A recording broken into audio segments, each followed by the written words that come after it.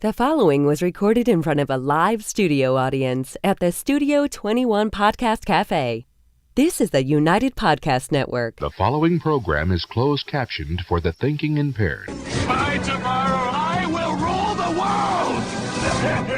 You think he's gone? He's not gone. That's the whole point. He's never gone. Is this some radical new therapy? You see? Well, I must have not been paying attention when you were just talking to me. Do you think that you could repeat the question and I listen more attentively? There must have been something in all of that nothing that wasn't quite so easy to see. Alrighty. And I must have missed something when you were just Hey, how you guys doing? Tom Duggan on the Paying Attention podcast here, high atop Studio 21 Podcast Cafe on the second floor of Two Guys Smoke Shop. We want to thank Dave Garofalo, who's a good friend of ours. He's helped us get this show launched on the podcast. You like cigars? You come to the Two Guys Smoke Shop and get your cigars here. Is the best cigars anywhere. I don't smoke cigars, but everybody that I talk to that does smoke cigars says this is the place to come. It's the place to be. It's the place to be. That's the voice of God you just heard. That's Mr. Jonathan, who's our fine producer. We love Mr. Jonathan. I haven't had a chance to talk to George Papulius, but I'm going to make myself a note now to talk to him. I know you said you might have something for him. We'd love to get him back. What does that mean, something? Well, what we'd like to do is we'd like to get George back helping us produce the show in some way, but Mr. Jonathan says he's got some... He's got a job opportunity for maybe producing some other shows, too. So we're going to see if we can't get... I thought you were trying to replace your co-host to get someone who shows up on time. No. I don't know what I would do if I had a co-host that showed up on time, right? That's right. You need a little You've never had tension one. After 14 years, if he showed up on time, I'd be like, I can't do a show now. My head's just discombobulated. Yeah, it gets the blood flowing. You're like, is he going to be here or is he not? He's not. What's going on? Yeah. And I don't know. Fred and Meredith aren't here. This is like the third week in a row. I'm not really sure what that's all about. Yeah, what is that all about? I don't know, but they promise they'll be back. We are newsless without these news folks. Yeah, we kind of have like a whole flow going where we do news for the first 10 minutes and then we do other stuff. Which is like how we opinion cover stuff. for Paul's tardiness. That's actually the reason why I brought the him only in. reason I to was have the counting. news. I was counting on it. Yeah.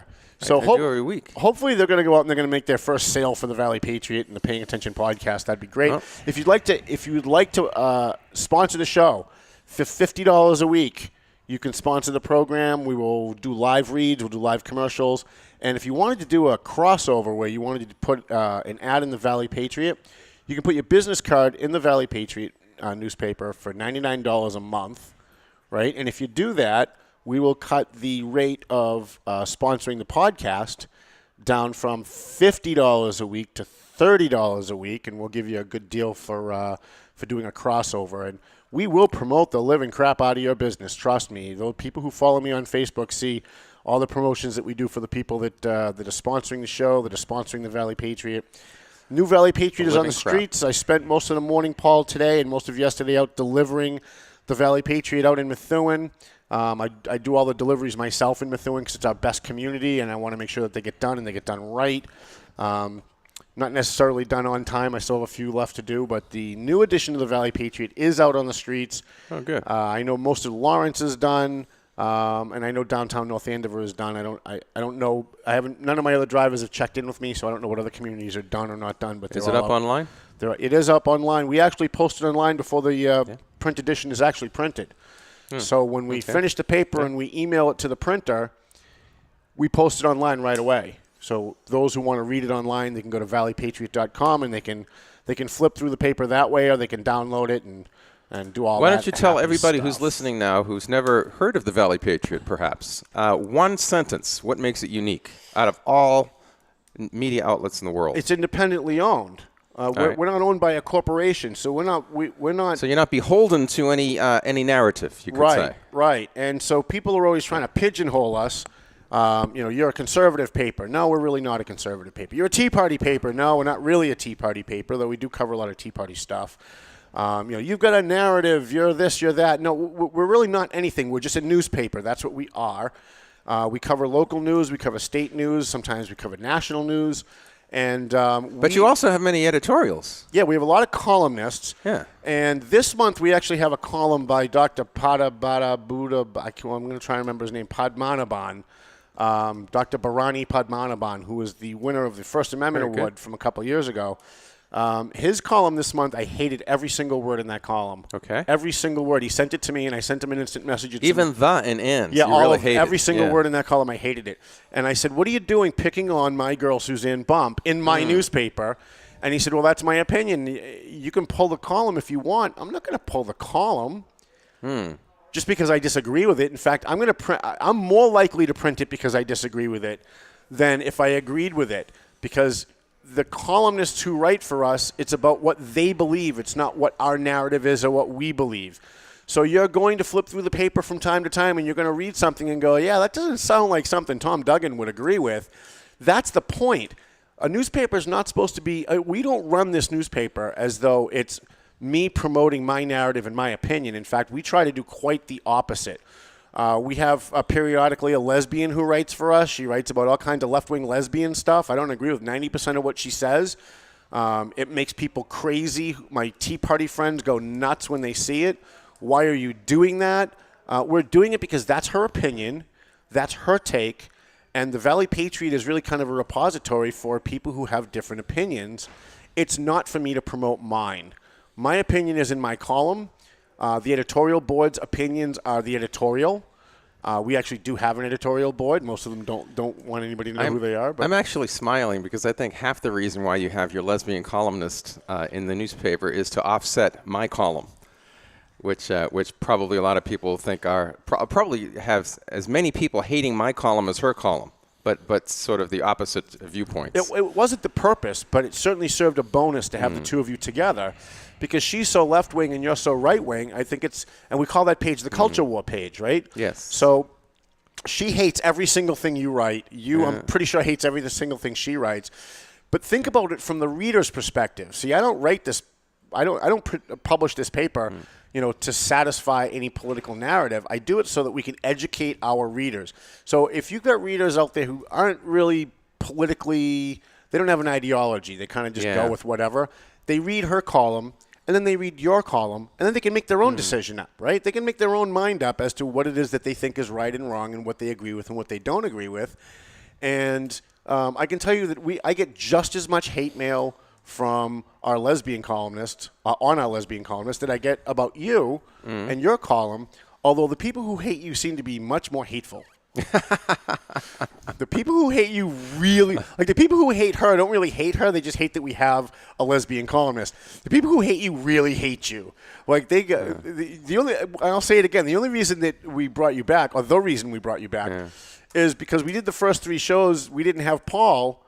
And then I got an email one day from somebody who found one of our old radio shows. They spent 1 paragraph hating on me and like 6 paragraphs hating on you.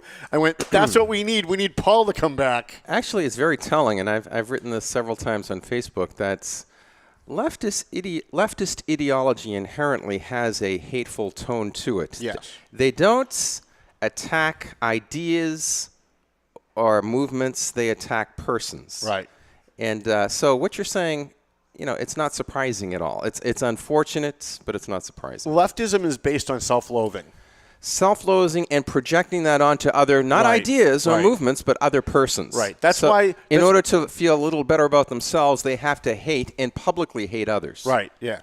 And how many times did we hear during the Obama administration, you'd say something or I'd say something, we'd post something online that Obama did something really stupid, and they'd say, why, because he's black? Because that's where they go to in their mind. In their mind, everything is about race.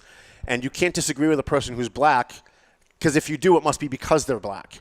And that is leftism in a nutshell. It's self-loathing projected onto others and racism projected onto others.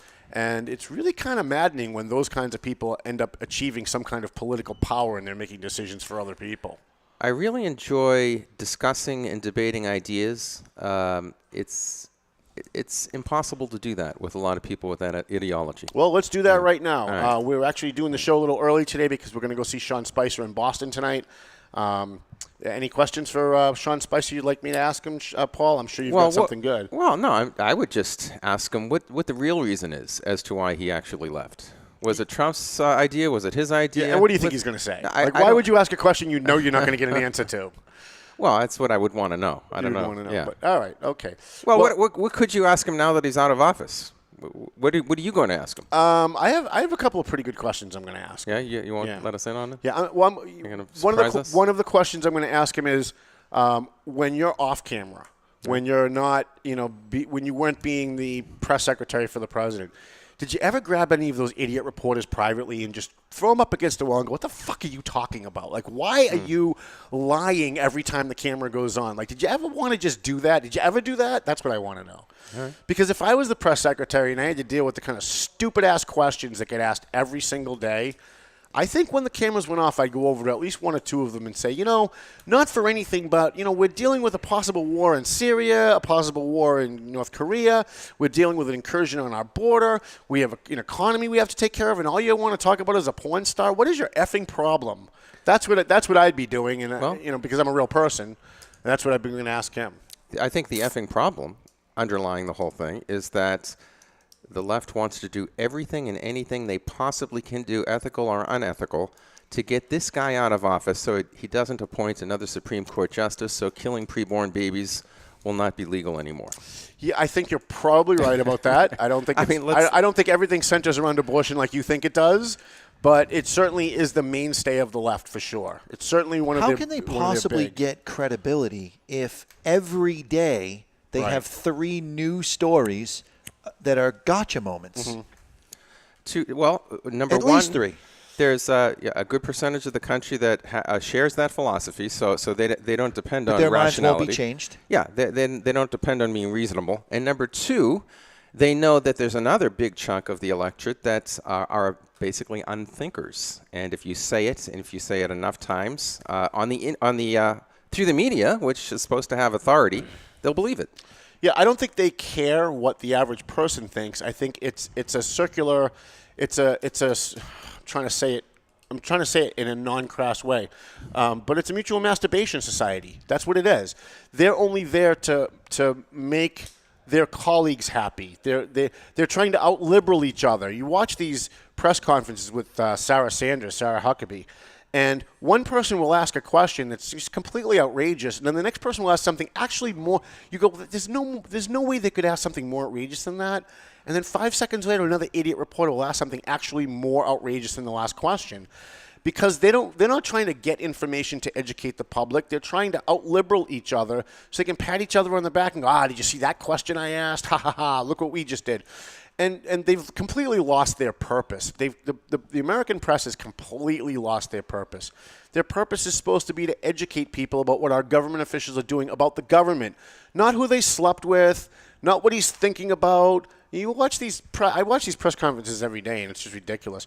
Every question starts with, "Did you ask the president what he thinks about so and so's comment last Thursday?" Well, why? Why would she ask that question? Why would the president have an opinion on that? It's all just gotcha baloney. It's interesting how back in the 60s, the press saw its role as being a respectful establishment that didn't try to pry into governmental officials' private lives. Right. John F. Kennedy is the perfect example. I agree. They did whatever they could not to, they probably knew what was going on, right, but not to mention it, not to pry. That wasn't their business. Right. Today, that's virtually what their entire business is. Right. We've TMZ'd the entire media establishment, including journalism. The media has become the National Enquirer. They realize that they can get ratings by talking about sex. So every chance they get, they talk about sex. Remember when Donald Trump said Megyn Kelly was so angry, she had blood coming out of her eyes, blood coming out of, and he couldn't think of another thing, so he said wherever. And the perverts in the media who are obsessed with sex immediately went to, he must be talking about her menstrual cycle. The first reporter that said that, I literally fell off my chair. I went, wait, what?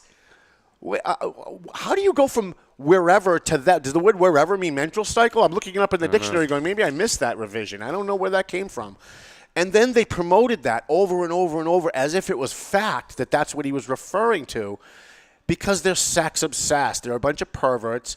And they will say and do anything that they can to push their narrative, no matter how true or untrue it is. They just don't care. They don't. Well, I think ratings has a lot to do with it. And before, it was actually the integrity was to actually get the news objectively and clearly. Today, it's ratings. If you care about ratings, you're not news anymore. You're entertainment. Well, you're entertainment. That's what it is. That's what's happened. Nikki Haley was literally on the floor of the UN giving a speech about a possible war with Syria and the narrative of Assad being accused of dropping chemical weapons on his own people. And while she's in mid-sentence, Paul, you know what happened? CNN cut away with breaking news, Stormy Daniels. I'm like, are you kidding me? So you're telling me that in the eyes of the people who call themselves news people on CNN, that a breaking development in a story where there's no law breaking going on, right? There's no allegation of law breaking. The allegation is that he slept with a porn star. That's the allegation. And as far as I know, that's not against the law, right? They literally broke away from something that could cause World War III because to them, more important than World War III is a porn star with big boobs. That's to them is way. And by the way, they may not be wrong about that, but that's not news. I think that illustrates exactly where we've come today. Right. We are a society that's addicted to sex, and that's all we want to hear about. So can we talk about Syria a little bit, Paul? But just to be fair, one more thing about that. Please be fair, Paul. Just to be fair, I remember back when Pope John Paul II went to Cuba, and it was a huge breaking news story that he's going to Cuba for the first time and all of this stuff. And all of the entire news establishment was down there covering that. They all came home because it was found out that Bill Clinton was fooling around with an intern. Unbelievable. Do you remember that? I don't, but that's exactly what happened. That's when the whole Lewinsky thing started. But anyway, go ahead. So we have a possibility of a war in Syria. I'm against it. I'm against it too. Now I'm a hawk, right? Okay. I'm very pro-war. I think that there are a lot of countries that we should just bomb their military. I'm a realist, and we should do something with some of these dictators in these countries.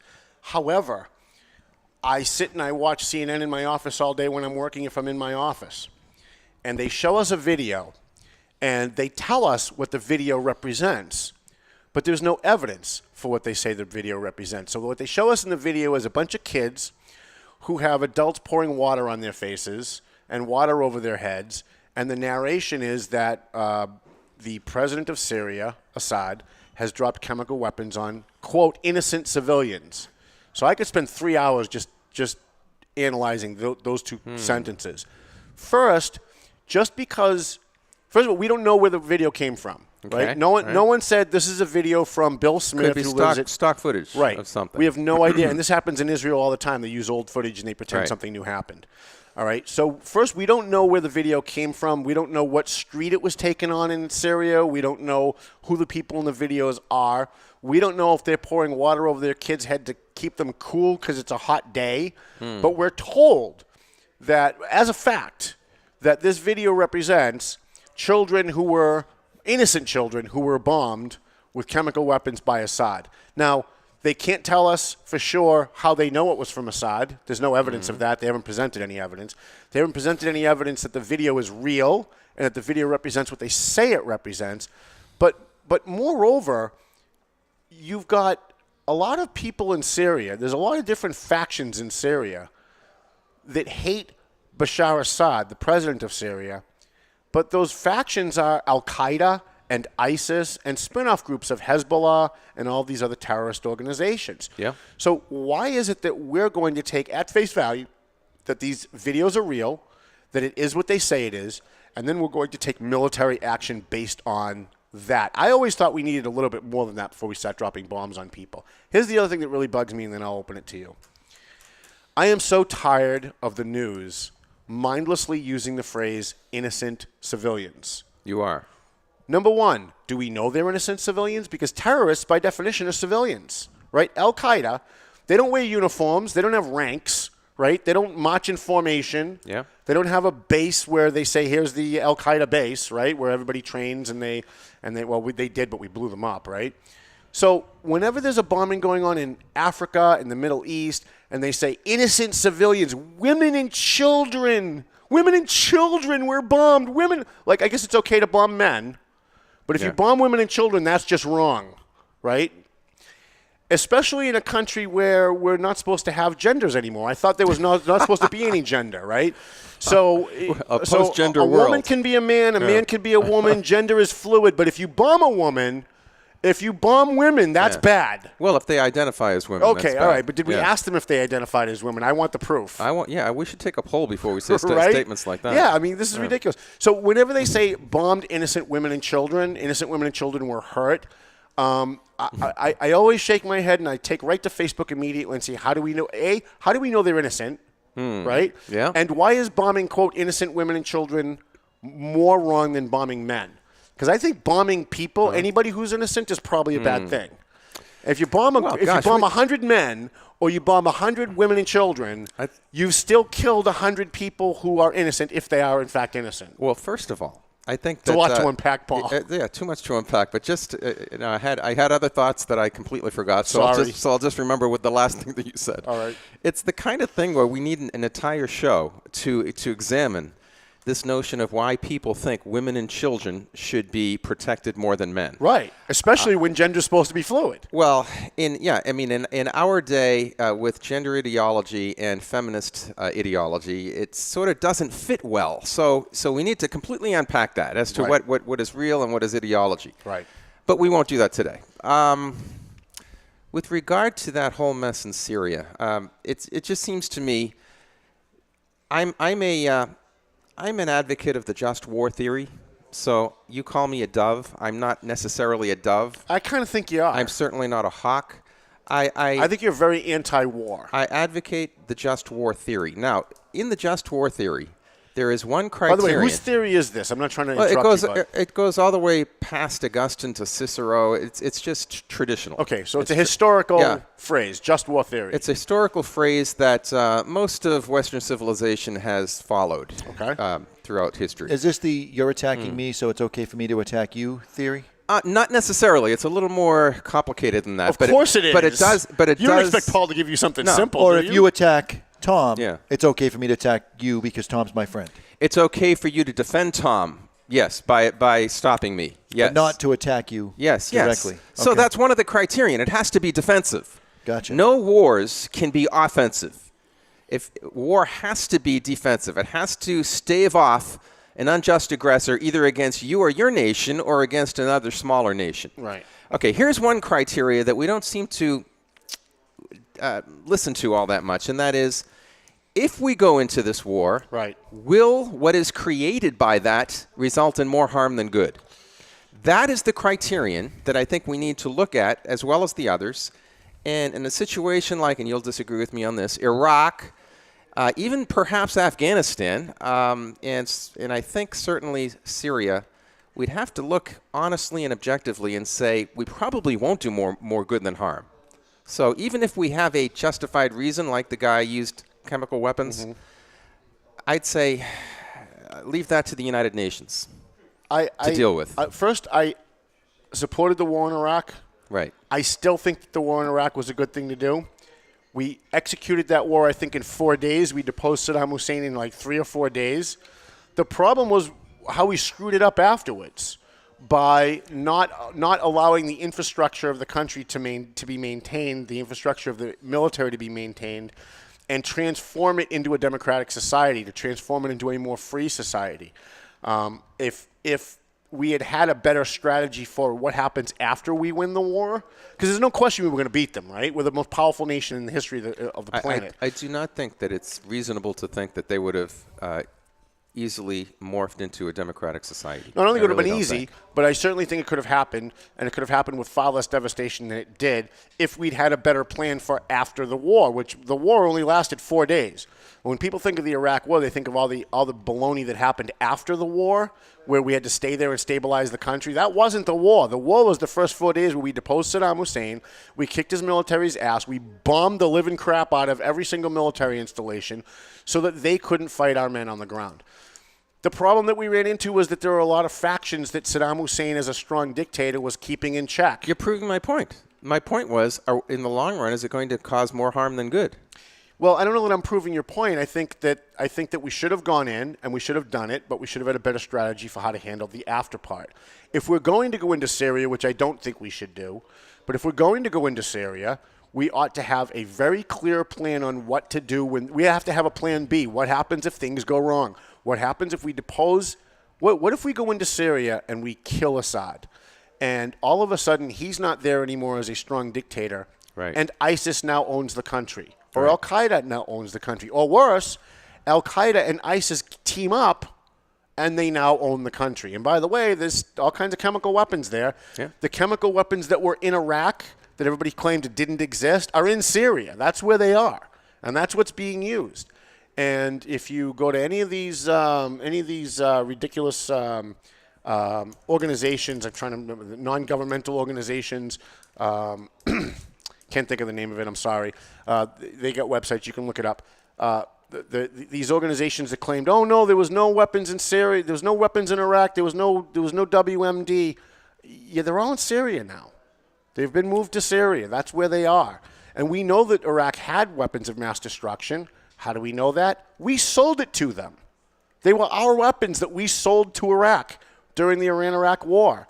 And we know that they had them. And I'm sure Saddam Hussein didn't just wake up one day and go, this is a bad thing. Let's just get rid of all these weapons. Weapons are bad. All I know is that he used some on the Kurds. He did? And I don't know if anybody disagrees with that. And a lot of our guys that came back from that war have very bizarre diseases and conditions that have never been seen before, that can't even be identified, because I would argue that there were still some chemicals in Iraq when we went in, and some of them were used on our men, and we're just not being told about it.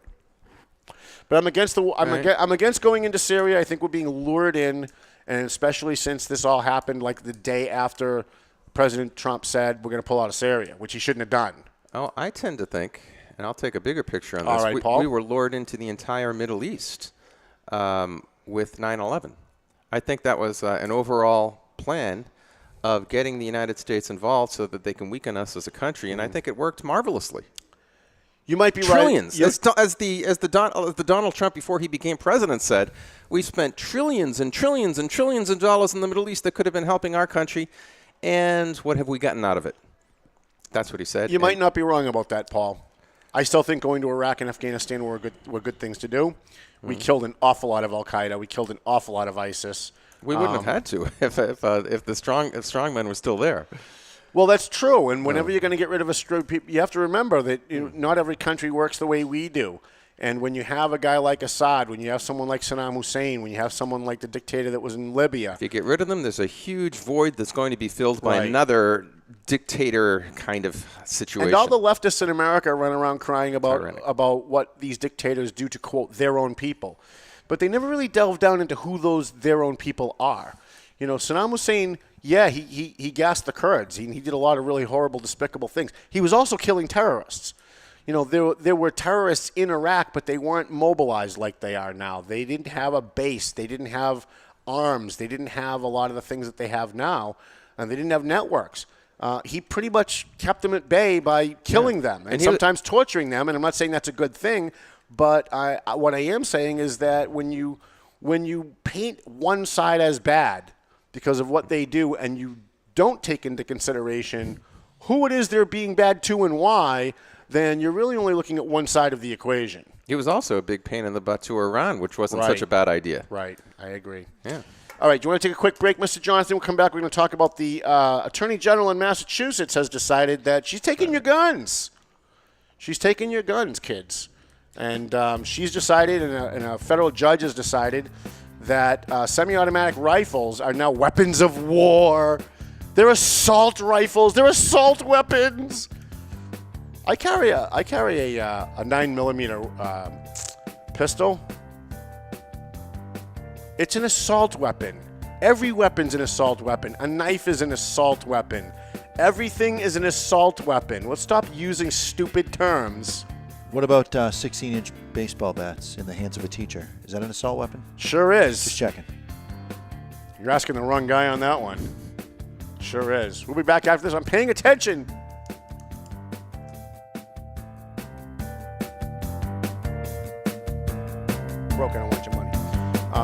someone else who's pretty awesome. Century 21, Joe Zingales and Rosanna Zingales-Lopez at Team Zingales. They sell houses. They buy houses. They've been with us from the very first year of the Valley Patriot in 2004 when they were Remax, before they were Century 21.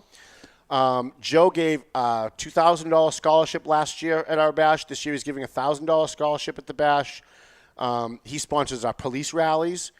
Century 21 Team Zingales sponsors our political debates when we did the sheriff's debates, primary and final election. He sponsors this show. He sponsors us in the Valley Patriot. So you see a pattern here. People who come in with us, they get the publicity of this show and the newspaper and all the stuff that we do. They get business from it, and they stay with us. And they stay with us because advertising with us works. That's just a fact. All right, now, we have a new sponsor today, and I apologize we didn't get to him. We're going to promote the crap out of him next week, I promise. Fred the Barber. Anybody remember Fred the Barber in Lawrence on South Broadway? He's been there for about 185 years, and he looks pretty good for 185. Yeah. Fred the Barber at 309 South Broadway in Lawrence is our new sponsor, thanks to Ken DeLuca, who bought a sponsorship for them because he loves Fred the Barber so much. He's been in business 25 years. He's open 7 days a week. He is on South Broadway right next to Yokohama, which used to be a great sushi place, not really so much anymore. They're open at 8:30 every morning, 7 days a week.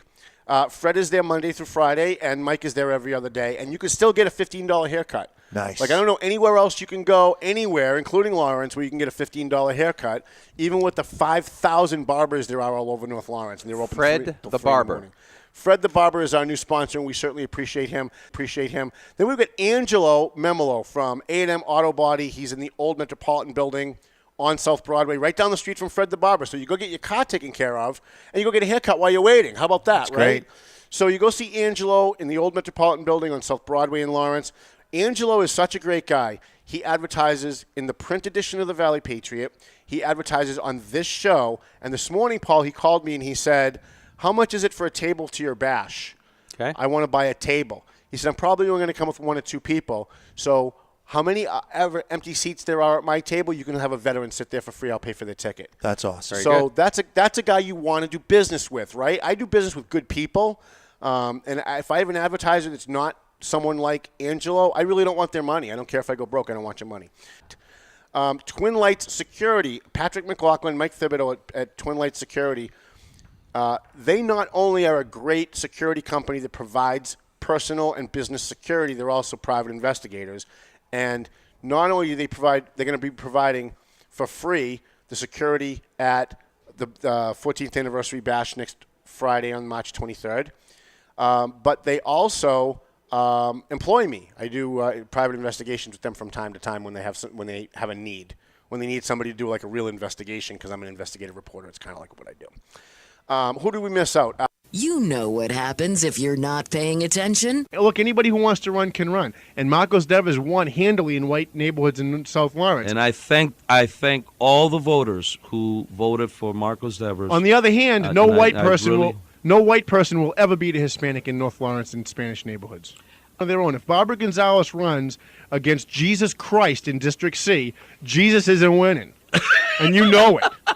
Although they might be confused, they'll say Jesus and they'll think maybe he's Hispanic. But they'll see Gonzalez and they're going with the Z every time. You know it, don't you? Let's take a phone call. I'll take the laughter as an indictment. So don't miss a minute paying attention with Tom Duggan. Alrighty. Truncated show today. We're going to see Sean Spicer after the program. That means we'll have some really good audio for next week's show. We have, what's the name of your show? Political TNT. We have Political TNT here on Studio 21 Podcast Cafe. If you get a chance, go over to YouTube and check that out. I'm usually here at 2 o'clock, and they usually tape around 1 o'clock, Paul. TNT relates to dynamite? Is it political dynamite? TNT. It stands for Tom and Nancy Troy.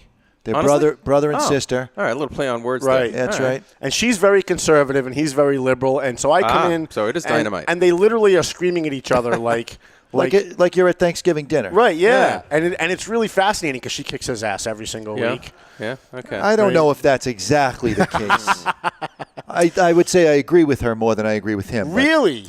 But sometimes he makes a point or two. So is it a liberal conservative dichotomy or is it something else? Yeah, it's like ultra liberal, ultra conservative. Which one's the ultra liberal? He is. He's pretty liberal. He's the liberal. Okay, gotcha. All right. Yeah. So hey, Tom Duggan here. Thank you very much for listening to the Paying Attention podcast. You can download us on iHeartRadio, iTunes, Google Play, Podbeam. I know I left one out, but Spreaker, Spotify. All of the above. Never heard of half these things, right? It's good that we're on them. Come on, get with the technology, Paul. So we got a couple things, Paul, we can talk about. We can talk about Robert Mueller raiding the president's attorney's office. Yeah. We can talk about Attorney General Maura Healey taking everybody's guns. Well, since I didn't hear of the latter, why don't we talk about Healey? All right. So a federal judge has ruled that Maura Healey can outlaw certain types of what she's calling and what the news is calling an assault weapon. Now, what is an assault weapon? It's a made-up term, really. Well, what does the media say an assault weapon is? Is anything they don't like. Okay. Anything they don't like is an assault weapon. Anything they don't like is an assault weapon. What they do is they try to pretend that a semi-automatic weapon is a machine gun. That's what they do. And anybody who knows anything about guns knows this. I'm not an expert at guns, but I know a little bit about them. You can take a rifle and it shoots at the same exact rate as a 9mm pistol. I carry a 9mm pistol. Right. The rifleman didn't have one. Remember him? Chuck Connors and the rifleman? No, before my time, Paul. Right. Well, it's on old stations right now. He's one of my favorite shows growing up. Okay. All right. What are you, like 90 now? Chuck Connors, the rifleman. But anyway, they have different kinds of rifles now, I imagine. Go ahead. Right. So a rifle that can shoot, a semi-automatic rifle, every time you pull the trigger, one bullet comes out. That's a semi-automatic weapon. Okay. And then the next bullet gets loaded into the chamber. You have to pull the trigger again to get another bullet. That sounds like a manual weapon. Why do they even have the term semi-automatic? Well, because you don't have to manually load each bullet like a musket, right? Oh, okay. So, all right. But it comes out one bullet at a time. So now the last time they did this so-called assault ban weapon, they basically banned the cosmetics that you can add to the rifle that make it look scary. Because we don't want anything that looks scary. If it looks scary, that's going to hurt people's feelings, right? So the same weapon that fires the exact same number of bullets, every time you pull the trigger, the same as a 9mm pistol, is considered a assault weapon if you put something cosmetic on it that makes it look scary. I see. Okay, and that's what they're considering. That's what they're considering an assault weapon. Apparently, one bullet at a time doesn't necessarily assault. Right. Is what I'm right. understanding. That's exactly what I think they're trying to say. So I'm not sure how this is going to work, but you have hundreds of thousands of people who have semi-automatic rifles that are considered, quote, I'm using air quotes, assault rifles. Before we get into how it works, do you know the difference between a semi-automatic weapon and an automatic weapon? Yeah, an automatic weapon would be like a machine gun. You pull the trigger once, and it keeps firing while you hold the trigger, and it fires as many bullets as it has. As it has, right. All right. What if your handgun has a rifled barrel? Would that be considered an assault rifle if it's semi-automatic? It might. According to the liberals, it might. According to the Democrat Party and CNN, it might. Because they're not really looking to save people's lives. They're looking to make people feel better about themselves. That's their whole goal in life, right? So it doesn't matter that the same weapon is legal without a pretty attachment to it. But if you put the pretty attachment to it, that's just wrong. Even though it doesn't change the operation of the gun. It doesn't change it even a little bit. Now, bump stocks are a little different. A bump stock allows you to have more of a capacity, allows you to have more bullets to fire. But it doesn't change how you fire it. It still shoots one bullet at a time. Right? So I'm pretty sure the last time I read the Constitution, it said that we have the right to bear arms, and the Congress and that the government can't deny us our right to bear arms. In order to form a militia to protect us from a potential tyranny. Right, and to maybe protect us from like the guy next door who wants to break in and rape your wife.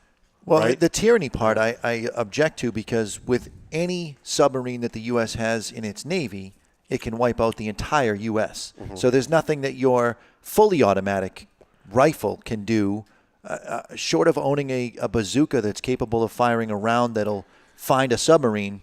Yeah. You can't overthrow the government at this point. So then you're saying you have a problem with the Second Amendment? Nope. What I have a problem with is the definition of militia? Well-regulated militia in the sense that we could potentially overthrow a tyrannous government. But that's the meaning of the founding fathers, right? When they wrote that. That's your definition of that. Oh, so what did they mean? Well, I believe that I myself am a well-regulated militia. Right. So I believe that I should be allowed to keep myself and my family protected because I regulate myself. It doesn't say that the government puts the regulations on me. Right. It just says well-regulated. I am well-regulated, in my opinion. And people who don't know anything about guns and don't know anything about militias seem to think that a militia is like something you join a club, they give you a card, now you're a member of a militia. Well, I always thought militia meant more than myself. It's a group situation. Right. You obviously don't understand the stockpiling of rounds. Yeah, Paul. I'm well-regulated, I assure you. So you're a walking militia. You're not an individual. That is correct. That is correct. That's right. So in the old days, when something happened in town, everybody would run home and get their rifles, and they'd go to whatever it was that was going on. Maybe the Spanish Armada shows up on the shore at Salisbury Beach. Everybody goes home, they get their guns, and then suddenly they become a militia. Right. A militia is not something that's already established. And a militia is something that forms when something happens. So that has the potential of being a formed force. Mm-hmm. Now, I would say that. I don't know how we get down this rabbit hole, but go ahead. It's a good rabbit hole. Regarding what Jonathan said, I don't necessarily think the Second Amendment meant to overcome or overtake the government. It just meant to protect yourself from it. So, for example, if Jews during the Nazi Holocaust had enough weapons and they got together, perhaps they could stave off enough Nazi soldiers to leave the country. Right. Not necessarily to overtake them, but to get out of there to protect themselves. Protect themselves. And I think that was the spirit of the Second All Amendment. I know is we have a Second Amendment, and it says that the government should not take your arms away, and they're trying very hard. And what I don't like is the lying. Don't say, well, we're not trying to confiscate guns. We're not trying to overturn the Second Amendment. We just want common sense gun reform. Yeah, common sense gun reform is political code for taking your guns. Because there's an awful lot of people in the Democrat Party who are being honest. They're the ones that are considered a little loopy on the left who are saying, yeah, we do want to take away people's guns. We do need to get rid of the Second Amendment. And what it really is, as Tucker Carlson adequately points out, it's not gun control, it's people control. I hate ambiguity, purposeful ambiguity more than I hate something that is a crazy idea, like taking away the Second Amendment if you think that's crazy. I would rather them say that than say, what does common sense gun control mean? Tell me what that means, MSNBC. Tell me what it means, CNN. Because I want to know what you really think. People have been conditioned to hear certain phrases as a disarming point for the population to go, oh, I guess that's okay. Right. It's a bumper sticker phrase that makes people feel good, even though they don't know exactly what it means. It's just like going back to what we said before the last break. Innocent women, innocent civilians. Well, we don't know that they're innocent, and we don't even know that they're civilians. We don't know any of that. And I'm not even saying that I would disagree with them if they got specific. I'm just saying get specific so we can understand. They want to take your guns because they want a left-wing socialist society. They want a utopia. That has total control. That has total control. And by the way, that way they can control what you think and what you say. Because they're trying to do that without guns now, and they've been relatively successful. Right. I just think, like, as a Jew myself, I still have a very hard time with CNN and the Democrats telling us that Donald Trump is a Nazi who wants to exterminate me. And by the way, please hand in your guns to Donald Trump. Because I'm pretty sure anybody who said in Nazi Germany, it's time to turn in all your guns to the Fuhrer. I'm pretty sure that didn't go over well with a lot of people. And that is a point well taken. But the however is, I think these same folks are absolutely convinced Donald Trump's time is numbered very, very quickly. And they should be very, very careful what they ask for. Yeah. Because if they were to get it, it would be far, far worse for the liberals and the Democrats in this country. If Donald Trump resigned tomorrow, that means you've got President Mike Pence. And half the country that's much more angry at liberalism than it is now. Right. I heard you groan, Mr. Jonathan. Yeah, I'm just not a huge Mike Pence fan, but I'm not a huge Donald Trump fan either. I have my squabbles with him, but I do think in his heart of hearts that he has the best interest of the country at heart, and I think that Mike Pence has the best interest of the Republican Party at heart, and that's my. You're probably right about that. I disagree with both of you. But the Democrats have no. Not surprised. Democrats have no plan B. Like, what happens if they get their wish and Donald Trump, is either shot tomorrow or he dies tomorrow or he steps down tomorrow? Now you've got Mike Pence, who's going to appoint a vice president who's going to be as conservative as he is. And how does that advance your liberal agenda? Now you've got no hate left, right? You've spent all of this time inventing all of these sex stories and everything else and lying about everything Trump says, and now you got to start over.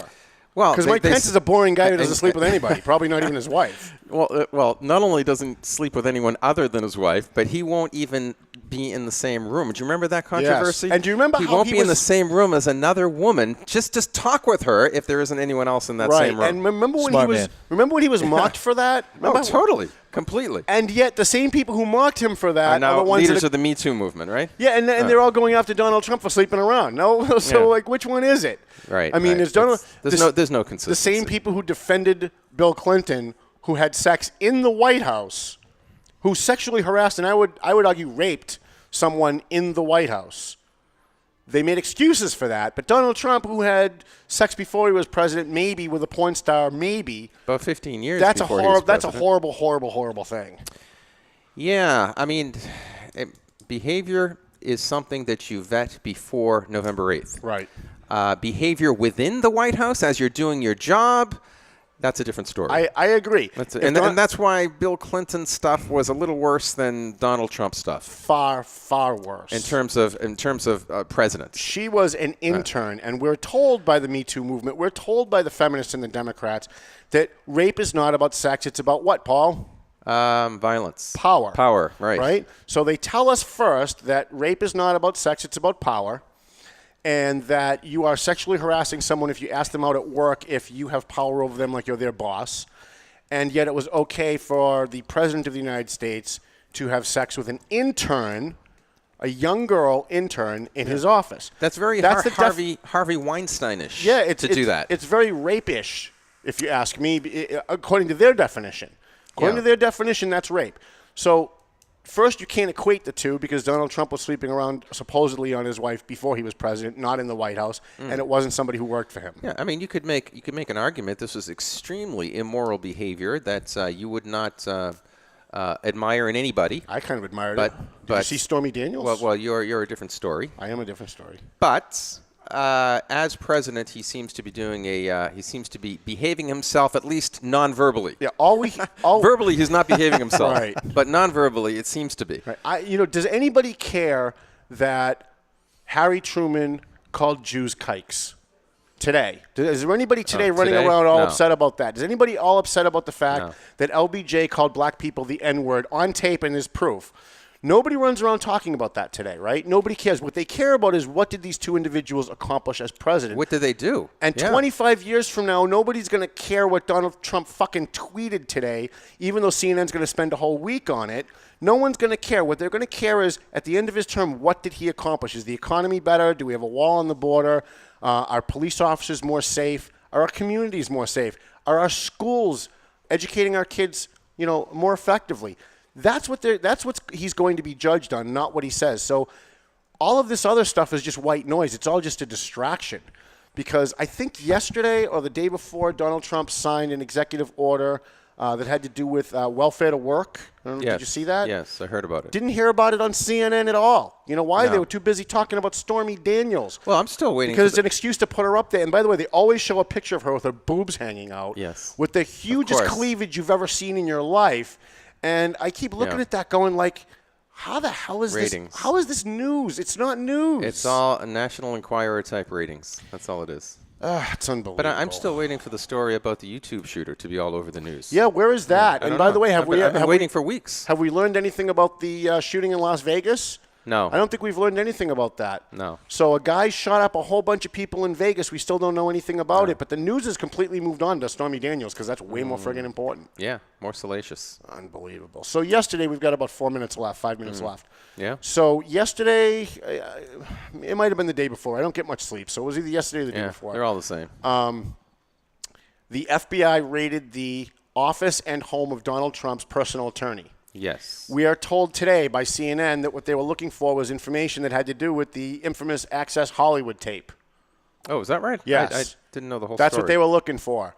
So I don't know what that has to do with Russian collusion. Information about the Access Yes. Hollywood tape. Yes. Wow. Yes. So I understand that the people who are pro-Donald Trump, I'm pro-Donald Trump. I understand how they want to obfuscate this issue and talk about how this has gone far afield, that Mueller's investigation on Donald Trump has gone far afield from Russia. However, when you have a special counsel, if during their investigation of whatever it is that they were told to investigate, they find other crimes or evidence of other crimes, they're obligated to look into those and prosecute the people that they find responsible for those crimes.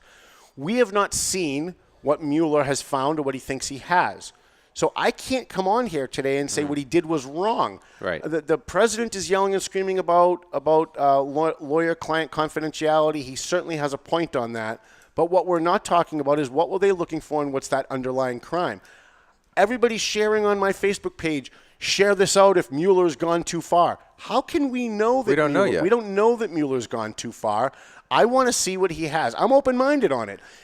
It may come out that as a result of him investigating the Access Hollywood situation, that there was somebody involved in that has to do with Russia maybe. Or maybe it doesn't. But let's find out what he actually has and what he's actually doing before we say that Mueller is wrong. I don't know that Mueller is wrong because I don't know what he has. I just thought of a positive spin if you're a Trump fan. They might find out that perhaps the Democratic Party was behind it or something like that. Was it? And that could be too. So let's stop being lemmings. Let's not do what the left does. Let's not just blindly follow whatever Donald Trump says in his tweet today. Let's not just blindly follow what the Republican Party puts out for their talking points. I think I've met Robert Mueller. I don't know him well. I've met him. I've met him twice. He was at the police memorial when we were down there, and I spoke at the police memorial in 2010. He sat next to me. We had a very good conversation. We had a great conversation afterwards. I know people who work in D.C. who have worked for him who say that he has impeccable integrity. So, look, I'm going to go on that, and I'm going to say that whatever Robert Mueller is investigating, let him investigate. If he goes far afield from what he's supposed to be looking at, that's because he's supposed to. If he finds a crime during that investigation, he's supposed to look into it. Let him look into it. Let's not judge him as being horrible or bad or a witch hunt until after he shows us what he has. Now, if he comes out afterwards and he's got shit, then you go, okay, well, you know what? This was a whole witch hunt. Well, not even that. It might not be. He might have the legal authority to do what he did, but not necessarily find what he's looking for. Right. I know one thing, that we're 2 years into this investigation, and there's still not one shred of evidence that Donald Trump was colluding with the Russians. And it's really kind of interesting that today's headline is that Donald Trump is threatening to bomb the Russians and kill Russians, and yet he's supposed to be a Russian spy. Like, how does that work? Like, for 2 years, we were told on CNN that he's a Russian spy. He's a Russian spy. We know he's a Russian spy because it was his babysitter's mailman once took a trip to Russia. We know he's a spy. And yet, he has killed Russians in Syria. He killed at least 1,000 of them or more when we bombed Syria. And he's threatening Russia now. So can we just stop with the lying? Just report the friggin' news. Just report the news and let us decide what's right and what's wrong. Unfortunately, we don't have even one news outlet that's just news. Not Fox, not CNN, not MSNBC, not CBS, not the Boston Globe, the Boston Herald. None of them are objectively presenting us with information so that we can decide for ourselves what's true and what's not true. An unvirtuous society will never produce integrity in journalism. Never. You can always count on Paul for a bumper sticker. There you go. Love it. Or in education or in the media in general, period. Very good. Paul, do you have anything for us? We got about 2 minutes to go. We have 1 minute, less than 1 minute to go. Well, no, because you were late. We started late, remember? Oh, we started late? Because of you. Did we really? We did. Oh. Yeah, we started 3 minutes late. I don't know. It seems like with all this mess, with all of these many months of the media hammering Mr. Trump, it's said here in one of the news reports that he still has 50% rating. Isn't that awesome? And that isn't bad for any president. Well, never mind one who's been hammered every single day since he started. What do you think the approval rating for CNN is? Less 4? than that. I bet it ain't 50%, right? So CNN can say whatever they want, and the news media can say whatever they want. But Donald Trump's at 50%, and they're probably somewhere around 12, right? Which shows you what the average person thinks about our news media. Even if they hate Donald Trump, even if they think Donald Trump's the worst thing that's ever happened to the country, they still trust him more than they trust the media. What does that tell you? That is a good point. I think CNN's going to get Donald Trump reelected. I think absent CNN and all of the media making stories up and lying about Donald Trump every single day and pushing a narrative, absent them doing that, Trump would have failed miserably on his own and would never get reelected. But because they have to keep upping the ante every day, and come on, Don Lemon comes on, he's the president of the United States. And he said this. He's the president of, and like they're so dripping with it's so funny just to watch, and I really fear for this country because if we had at least one news outlet that you could turn on and find out who was shot today, what fires happened today, maybe missing kids somewhere in Chicago, maybe a tornado in Kansas, a cop got shot in New York, and just give us the news around the country and not do one story all day, every day for a week. You kind of get that with local news stations, don't you? The local news NECN, the local ones. But they don't give you real stories. The local news stations, as better as they are as the cable stations, they come on and they give you 30 seconds of this news. They reported what happened here and there. And by the way, they all say the same thing. Here's an experiment. When I do my lectures, I always do this. Here's an experiment. Tonight when you watch the news, here's what I want you to do, especially if you're in the Boston area. Put on Channel 4 for the first maybe 30 seconds and see what they are leading their news with. And quickly shoot over to Channel 5 and see what they're leading their news with, and then quickly shoot over to 7 and WB 25, whatever they are now, right?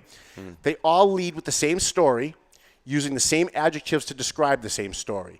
Now when they go to their second story, do the same thing. They all have the same exact second story in that order, and they all use the same adjectives to describe that second story and the same quotes from the same people in that second story. Now, these are supposed to be competing news outlets at the local level, right? Just all you have to do is go to the gym treadmill, and you have like several of them on at the same time in front of you. You can see and this. They're all saying the same thing.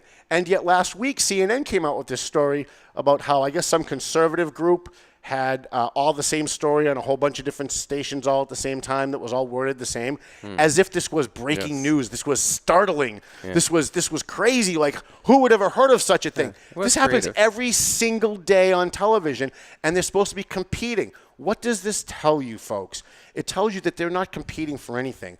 They're not competing stations. They're working together. They're all looking at what each other is doing, and they're copying each other. And they're news readers. They're not news reporters. They're repeaters. They're not reporters. It's cheaper for George Soros to just have one writer. Right, yeah. And so I'm still begging somebody out there who's got a lot of money that wants to start a cable news station to please hire me. Let me run an actual just news station. There'll be no opinion. Maybe we'll do like a midnight opinion show one time all day. And the rest of the day it will be just news. And it will be the cheapest thing in the world to produce. Because you've already got news stations all over the country reporting this stuff, right? So you go to Chicago for a shooting story, and you go to Kansas for a tornado story, and you go to Texas for some other kind of story, and you just tell people what happened around the country all day. Fox does kind of that. Shepard Smith does Around the World in 80 seconds. Why 80 seconds? How about make that the entire network? How about you do the entire network where you're not talking politics, you're not promoting politics or an agenda. You're just giving the news that happened all over the country today. I'm begging anybody who's got a lot of money that wants to become a multi-trillionaire with this idea, because nobody else is doing it. And there's a void. People want it. People want real news. And what they get today is it's not news at all. Sad. I hear Melvin Taylor. I think that means we got to go home. Paul, do you have anything? Tell people where you are. I'm right here. I'm on Earth. Your show. My show, yes. Listen to Beneath the Surface radio show on WCAP Radio, 10 to 11 p.m. on Monday nights, 9:80 a.m., or simply go to Facebook.com/Fellow Truth Seekers, and you'll see it. And don't forget, you can get our book here. It's Heroes in Our Midst from the pages of the Valley Patriot. You can get it on Amazon. You can get it on Barnes & Nobles, or you can buy it at our office in North Andover. We also have a legal defense fund. Please, any donations you can make will help us with our legal situation.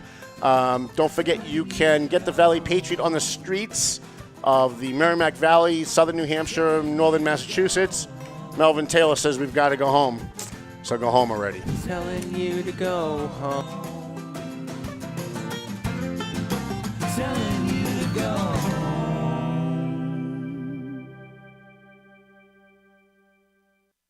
The views and opinions expressed by the hosts, guests, or callers of this program do not necessarily reflect the opinions of the Studio 21 Podcast Cafe, the United Podcast Network, its partners, or affiliates.